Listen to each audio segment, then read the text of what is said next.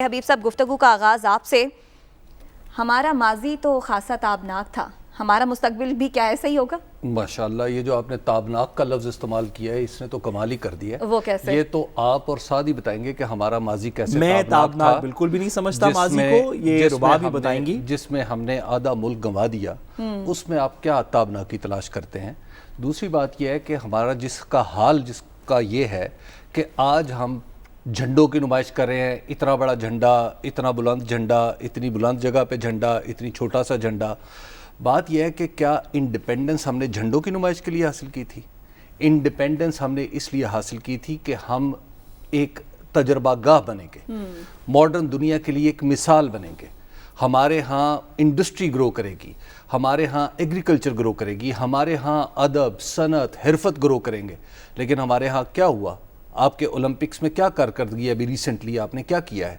حالت یہ ہے کہ پانچویں نمبر پہ آ کے آپ کہہ رہے ہیں آپ قوم میں خوشیاں منا رہے ہیں. کسی کو کوئی خیال آ رہا ہے کہ میں نے کہاں کس نے غلطیاں کی ہیں؟ کیا آپ اسے غلطیاں سدھارنا کہتے ہیں؟ دوسری بات ہے کہ ہمیں آج کے دن اعلان کرنا چاہیے تھا، بتانا چاہیے کہ ہم نے پچھلے سال میں فلاں اچھی کتاب آئی ہمارے ہاں فلاں کسی نے فارمولا ایجاد کیا، ہمارے ہاں کسی نے صنعت و حرفت میں نام پیدا کیا، ہم نے کوئی گندم کا، کاٹن کا کوئی نیا بیج متعارف کروایا. آخر ہمیں یہ کرنا چاہیے تھا نا. آج ہم وہ جوش و جذبے سے دکھا رہے ہیں اور یہ کر رہے ہیں. یہ انڈیپینڈنس کا جشن تو ہو سکتا ہے، انڈیپینڈنس نہیں ہو سکتا. غلط ہے یہ؟ ٹھیک تو میرا تو نہیں خیال اس طرح ہمیں اپنے رنگ ڈھنگ بدلنے چاہیے. دوسری بات یہ ہے کہ آپ نے جو ماضی کی تابناک ماضی جو بھی آپ فرما رہی تھیں، میں نے آج اس پہ تھوڑا سا کام کیا، اسی لیے میں نے آپ سے یہ سوال پوچھا کہ یہ تابناکی کہاں سے. میں نے آج قائد اعظم کے 4 فرمودات آپ کی خدمت میں پیش کرنا چاہتا ہوں، دیکھنے والوں خدمت میں. قائد اعظم کی 11 اگست 1947 کی تقریر انٹرنیٹ پہ پڑی ہوئی ہے، سب لوگ اس کو پڑھ سکتے ہیں، اردو تراجم اس کے ہو چکے ہیں. انہوں نے کہا تھا سب سے بڑی برائی کرپشن، رشوت، اقربا پروری اور خوشامد ہے. کیا آج یہ برائیاں ختم ہو چکی ہیں؟ کیا آج بھی کرپشن ہماری سب سے بڑا مسئلہ نہیں ہے؟ بالکل ایسے. کیا آج بھی ہماری رشوت سب سے بڑا مسئلہ نہیں ہے؟ اقربا پروری ہمارا مسئلہ نہیں ہے؟ اس کے بعد قائد اعظم نے اس وقت کہا تھا ماضی کو بھول کے آگے بڑھیں، ہمارے جتنے بھی مخالفین ہیں ان کو ہم گلے سے لگاتے ہیں. کیا ہماری کوئی حکومت ایسا کر سکی ہے؟ کوئی حکومت ایسا کر سکتی ہے؟ کوئی حکومت ایسا کر سکنے کی صلاحیت رکھتی ہے؟ کیا آج کی حکومت سارے گناہوں کو پچھلے معاف کر کے ملک کو آگے لے جانے کی بات کرتی ہے؟ انہوں نے کہا تھا کہ آپ اپنے مندر، اپنے مسجد یا کسی بھی عبادت گاہ میں جانے کے لیے آزاد ہیں. چند دن پہلے رحیم یار خان میں جو مندر کا ہم نے حال کیا، کیا اس لیے پاکستان بنا تھا؟ یہ ہے آپ کی صورتحال. 74 سال بعد بھی آپ وہیں کھڑے ہیں جہاں آپ پہلے دن کھڑے ہوئے تھے. اور اس نے قائد اعظم نے کہا تھا ریاست کا کسی کے مذہب سے، اس کے یہ مذہب ذاتی معاملہ ہے، کسی سے لینا دینا نہیں ہے. آج کیا ایسا ہے؟ میں اس پہ کوئی زیادہ بات نہیں کر سکتا، لیکن بات یہ ہے کہ یہ ہے قائد اعظم کا پہلا فرمان. قائد اعظم نے 1948 میں سرکاری افسروں کو کہا تھا، انہوں نے کہا آپ کبھی بھی کسی سیاسی پارٹی یا سیاستدان کے اثر و رسوخ کو خاطر میں نہ لائیں، بس اپنا فرض قوم اور ریاست کے ملازم کے طور پر بے خوف ہو کر ایمانداری سے سر انجام دیں. آپ نے صرف حکومت کا کام ہی وفاداری اور ایمانداری سے نہیں کرنا، بلکہ اپنی عزت اور وقار کی حفاظت بھی کرنی. کیا ہماری کوئی حکومت، آج کی حکومت یا اس سے پہلے کی حکومتیں اور ہمارے سرکاری ملازم، کیا انہوں نے قائد اعظم کے اس فرمان پہ ذرا سی توجہ دی ہے؟ ہر حکومت کے اپنے فیوریٹ سرکاری ملازم ہوتے ہیں، ہر سیاسی جماعت کے فیوریٹ سرکاری ملازم ہوتے ہیں. اور پھر ہمارے سرکاری ملازم بھی ایسے ہیں کہ ماشاءاللہ، معاف کیجئے گا مجھے یہ کہتے ہوئے کہ ایسے لگتا ہے کہ جیسے موم کی ناک ہے، جس طرف چاہو گے موڑ دیں گے. آپ کے اندر وہ صلاحیت ہی باقی نہیں رہی کہ آپ نو کہیں. چھوٹے چھوٹے تبادلے سے میرا تبادلہ راجن پور نہ ہو جائے، میرا تبادلہ لاہور سے باہر نہ ہو جائے. آپ تبادلے پوسٹنگ کے چکر میں، یہ آپ کی بیوروکریسی ہے. اس کے بعد قائد اعظم نے 13 جون 1948 کو کوئٹہ میں پارسی کمیونٹی سے خطاب کرتے ہوئے کہا تھا میں سمجھتا ہوں معدنی دولت، زرعی وسائل اور پانی کی دستیابی اور اس کے یہاں کے وسائل کی ترقی کے بعد بلوچستان کا مستقبل تابناک ہے.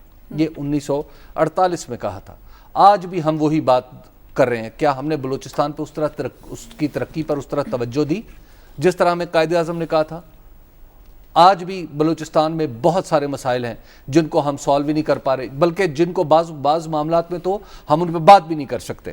اور آخری بات، آج افغانستان کی جو صورتحال ہے، 8 مئی 1948 کو افغان سفیر پاکستان آئے اور انہوں نے اپنے کاغذات نامزدگی پیش کیے تو قائد اعظم نے کہا تھا افغانستان کے ساتھ ہمارے تاریخی رشتے ہیں، یہ پاکستان کے قیام سے بھی پہلے کے ہیں، ان رشتوں کی موجودگی میں ہم ایک دوسرے کے عوام کو قریب تر لانے میں ناکام ہو ہی نہیں سکتے۔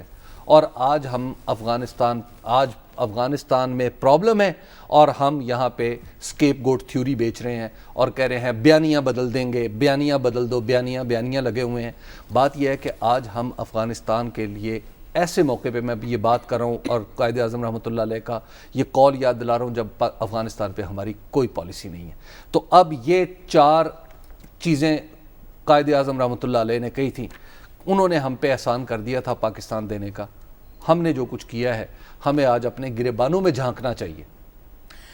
صاحب ماضی میں ہم سے جو غلطیاں ہوئیں، حال میں بھی ہم اس موجودہ زمانے میں بھی اسی میں پھنس کر بیٹھے ہیں۔ پھر صدر مملکت عارف علوی صاحب آج جب قوم کے نام آج خصوصی پیغام جاری کرتے ہیں اور کہتے ہیں کہ 74 سالہ سفر میں مختلف چیلنجز سے جو ہے ہم نمرد آزما ہوئے ہیں، ان سے ہم سرخرو ہوئے ہیں، پھر وہ کن چیلنجز کا ذکر کر رہے ہیں؟ دیکھیے، جو صدر پاکستان کے یا وزیر اعظم کے یا دیگر اس طرح کے بیانات ہیں وہ تو ایک روایتی بیانات ہیں، یہ پاکستان کی صرف بات نہیں، امریکہ میں بھی اسی طرح کے بیانات دیے جاتے ہیں، ہندوستان میں بھی اسی طرح کے بیانات دیے جاتے ہیں اپنے یوم آزادی پہ۔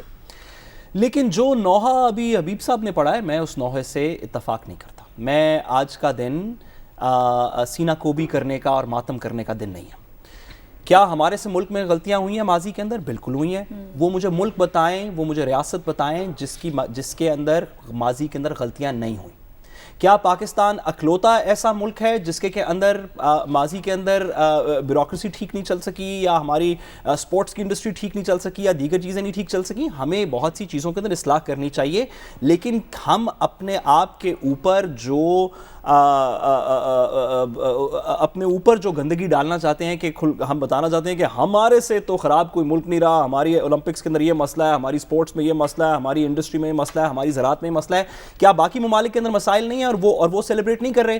حبیب صاحب نے جو بھی نوحہ پڑھا، میں ذرا اس کی تھوڑی سی گزارش کرنا چاہتا ہوں۔ میں گزارش کرنا چاہتا ہوں، آپ کہیں کہ بیوروکریٹس ٹھیک نہیں چل رہے، حبیب صاحب نے بھی کہا بیوروکریٹس ٹھیک نہیں چل رہے، یہ بات درست ہے، بیوروکریسی ٹھیک نہیں چل رہی، لیکن مہربانی کر کے اپنے ان دوستوں کو بھی یاد کریں جنہوں نے بیوروکریسی یہ والی بھرتی کی، جنہوں نے ماڈل ٹاؤن میسیکر کے اوپر لوگوں کو تبدیل کرنا شروع کر دیا۔ ان دلوں کے وزیر اعظم اور دیگر لوگوں کو پہلے پھکڑ نکالیں، باقی لوگوں کو بعد میں کچھ کہیے گا، پہلے اپنے ان چاہنے والوں کو کی نشاندہی کریں جس کی وجہ سے سپورٹس یہاں تک پہنچی۔ حبیب صاحب نے درست کہا کہ کارخانے اور دیگر چیزیں نہیں چل رہی، اس میں عوام کا، غریب آدمی کا، ریاست کے اداروں کا اتنا قصور نہیں ہے۔ کیا ہماری انڈسٹری اور پروگریس ٹھیک چل رہی تھی 1970 تک؟ تو ٹھیک چل رہی تھی۔